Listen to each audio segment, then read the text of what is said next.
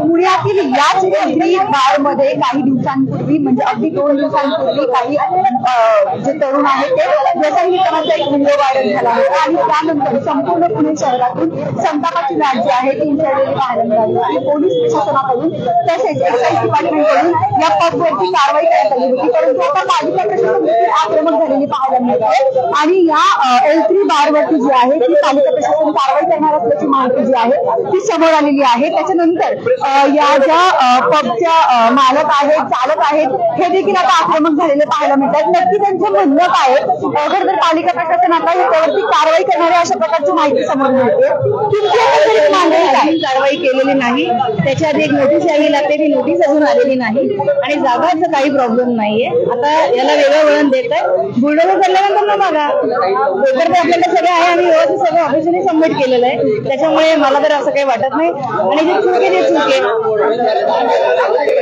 चूक आहे। आज आम्ही 50-60 वर्षांनी पुण्यातच राहतो, त्याच्यामुळे काही प्रश्न येत नाही तसा। आणि जे काही नियमाने आहे तर आहेच ना, शासन आहेच करायला।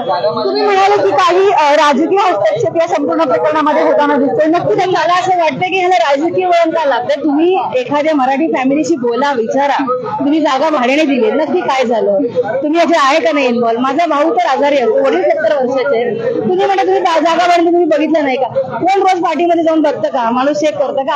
आज 30 वर्ष हॉटेल चालतं, कोणीकडचा व्हिडिओ व्हायरल झाला त्याच्यावरून एवढं करणं मग काही मालकाने विकलंय का? जर काही चुकीच्या गोष्टी असेल तर आम्ही आहोत, आम्ही स्वतःहून आलोय ना, पोलिसांकडे आम्ही स्वतःहून सगळं केलंय, आम्हालाच घरात बसल्या निसकळली आमच्या हॉटेलची। नाही म्हणजे इथे बार सुरू आहे, बार व्यतिरिक्त अशा अंमली पदार्थांचं सेवन देखील इथे होतं, अशा प्रकारची काही सांगा ना की 30 वर्षामध्ये कधी घडलंय? एक जरी गुन्हा आहे कधी घडलेलाच नाही, एकही गुन्हा नाही, हे कधीही घडलं नाही। आणि आता जर घडलं असतं तर तुम्ही तुमची कारवाई करा ना, पण खोटे आरोप करू नका। जो कुणी सांगतोय आमच्याजवळ बंदूक आहे, आम्ही असे आहेत, आम्ही क्रिमिनल आहे, असं आहे, आम्हाला चालवायची ताकद नव्हती म्हणून आम्ही चालवायला दिलं। तुम्हाला पोलिसांकडून काही नोटीस वगैरे आली आहे का या संदर्भात? नाही, आम्हाला काही नाही, आम्ही त्यांच्याकडे धमकी वगैरे कोणाची काय? त्या काय तो रोनल म्हणून आहे, तोच हे सगळं बडवतो आहे ना, तो आम्हाला कायम आमच्या आम्हाला मागतो, 40-40 लाख रुपये मागतो, त्याला आम्ही कधी चालवायला दिलं होतं। तो आता ती पार्टी त्यांनी जी केली होती ते त्याचाच मित्र हे आता आम्हाला कळतंय, आम्हाला फसवलं यार।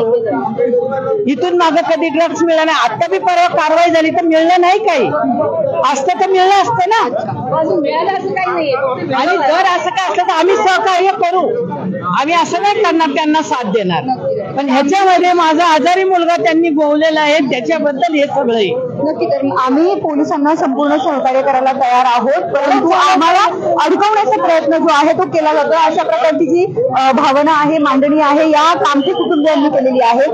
नक्की यामध्ये कोणाचा राजकीय हस्तक्षेप आहे? तुम्हाला धमकी वगैरे कोण देत आहे? आम्हाला धमकी नाही, राजकीय हस्तक्षेप काही नाही, केवळ हा रणू डिसोजा हा ब्लॅकमेल करतो, त्याची आमची 138 केस चालू आहे, 28 लाख रिटर्न आले। ब्लॅकमेल करतो म्हणजे नक्की काय? 28 लाखाचे रिटर्न आले, त्याची कोर्टात केस चालू आहे आमची, कोर्टात दावा चालू असल्यामुळे तो हा उद्योग करतो। जो अर्नॉल्ड डिसोजा नावाचा माणूस आहे तो आमच्याबद्दल असं काहीतरी षडयंत्र करतो, अशा प्रकारचा आरोप जे आहे सध्या हे कामठी कुटुंब करताना आपल्याला पाहायला मिळतं। खरं तर पोलीस प्रशासनाने 2 दिवसापूर्वीच या पबवरती कारवाई केली होती आणि कारण इथला जो व्हिडिओ आहे तो व्हायरल झाला होता, काही तरुण जे आहे ते व्यसन अंमली पदार्थ घेतानाचा व्हिडिओ जो आहे तो व्हायरल झाला होता, त्याच्यानंतर एक्साईज डिपार्टमेंट असेल किंवा पोलीस प्रशासन असेल त्यांनी कारवाई केली होती। माझ्यासोबत कामठी कुटुंबातील एक सदस्य आहे, एकंदरीत जी कारवाई झाली आहे त्याच्यानंतर तुमच्यावरती पण आरोप प्रत्यारोप होताना दिसतात, काय हे सगळं कोणीतरी षडयंत्र केल्याचा प्रकार घडतोय? 2017 साली आम्ही रोनाल्ड डिसोजा या नावाच्या व्यक्तीला आम्ही हॉटेल भाड्याने चालवायला दिलं होतं, त्याच्यानंतर आम्ही त्याच्यावरती 138 केस दाखल केले, त्यांनी आमचे 25 लाखाचे चेक हे त्यांनी बाउन्स केले, ती आमची कोर्टात केस चालू आहे आणि तो आम्हाला वारंवार धमकी देत होतो की तुम्ही केस मागे घ्या, नाही हॉटेल बंद पाडायचा आम्ही प्रयत्न करू। आम्ही 31 मे 2024 ला आम्ही त्याच्या नावाचा अर्ज दिलेला आहे, आतापर्यंत पण दिलेलं आहे। हे माझे आजोबा आहेत, संतोष कामटे आणि विठ्ठल कामटे, या दोघांच्या नावाने अर्ज दिले की तो आम्हाला ब्लॅकमेल करतो। काल त्यांनी G24 तासला मुलाखत दिली, जागा तुमची आहे, तुम्ही भाड्याने दिली, मग तुम्हाला धमकी देण्याचा प्रयत्न का केला? कारण की ह्याच्या आधी चेक रिटर्न गेले, आम्ही त्याच्यावरती 138 दाखल केली होती, त्याच्यानंतर त्यांनी आम्हाला रितसर लिहून दिलेलं आहे की मला 3 महिन्याचं भाडं जमलं नाही द्यायला म्हणून मी चावी आबा कामठेच्या नावाने हँडओव्हर करत आहे. हँडओव्हर केल्यानंतर आम्ही दुसरा लिकर लेझर लावून यांना आम्ही भाड्यातत्वाने परत दिलं. त्याच्यानंतर आता हे झालं आमचं एप्रिलमध्ये यांच्यावर अग्रीमेंट झाली, हे चालवत होते. त्याच्यानंतर आम्ही जागा भाड्याने दिल्यानंतर आम्ही काही रोज येऊन गल्ल्यावर बसणार नाही, आमचं काही त्यांना जमत नाही. त्यांचा 70 वय, माझे काका आजारी असतात, त्यांना लिव्हर सिरोसिस ते झोपून असतात घरी. आज त्यांना पोलीस कस्टडीमध्ये घेतलेले, त्यांच्या जीवाला काय धोका झाला मग याला जबाबदार कोण राहणार आहे? आम्ही भाडे मालक जरी असलो, जागा मालक जरी आम्ही असलो, त्याच्यामध्ये आमची काय चुकी झाली? आम्ही काय येऊन 24 तास नजर ठेवणार नाही ना की इथं ड्रग्ज येतात का नाही, किंवा आमच्या घरातला येऊन कोण इथं व्यक्ती थांबणार नाही ना तुमचा खिशा दाखवा तुम्ही ड्रग्ज आणले का नाही. आणि आतापर्यंत इतकी वर्ष आम्ही हे हॉटेल चालवतो किंवा आम्ही रेंट दिलेलं आहे, आतापर्यंत इथं कुठलीही इलिगल काम झालेलं नाही. ज्यासाठी त्याला हे काम झालं त्याच्या दुसऱ्या दिवशी आम्हाला हे बातम्यांना कळतंय की इथे असं झालेलं आहे म्हणून. आजपर्यंत आमची अशी कुठलीही कार्यवाही नाही किंवा कुठलीही केस नाही आमच्यावर.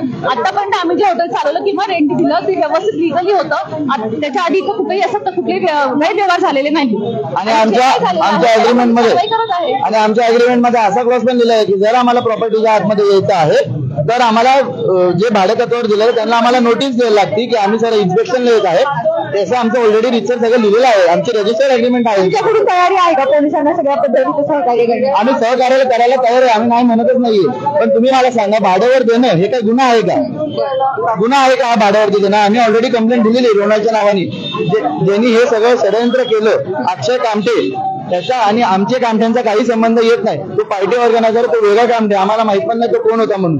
तो आणि रोनाल्ड डिसोजाचं हे सगळं षडयंत्र आम्हाला फसवायचा प्रयत्न केलेला आहे आणि आमच्याकडे सगळं रिसर्च लिहिलेलं आहे. हे जे आता कामठे कुटुंबीय आहे ते आक्रमक झालेलं पाहायला मिळत आहे. खरं तर अक्षय कामठे हा जो ज्याने ही पार्टी ऑर्गनाईज केली होती त्याचा आणि आमचा काहीही संबंध नाहीये, परंतु आमच्या विरोधामध्ये षडयंत्र करून आमचं नाव बदनाम करण्याचा प्रयत्न जो आहे ते आता केला जातो. अशा प्रकारचा आरोप हे जे ह्याचे हॉटेलचे जे मालक आहेत, चालक आहेत, त्यांनी केलेला पाहायला मिळतो. खरं तर अशी माहिती मिळाली होती की पुणे महानगरपालिकेकडून या पबवरती कारवाई करण्यात येणार आहे, म्हणजेच हातोडा चालवण्यात येणार आहे. त्यामुळे आता या संपूर्ण संदर्भामध्ये पुणे महानगरपालिका देखील काय ऍक्शन घेते, पोलीस प्रशासन देखील काय ऍक्शन घेते आणि सोबतच एक्साइज डिपार्टमेंट देखील काय ऍक्शन घेते हे पाहणं महत्वाचं ठरणार आहे. शगुफ्ता शेख, लोकमत.com, पुणे.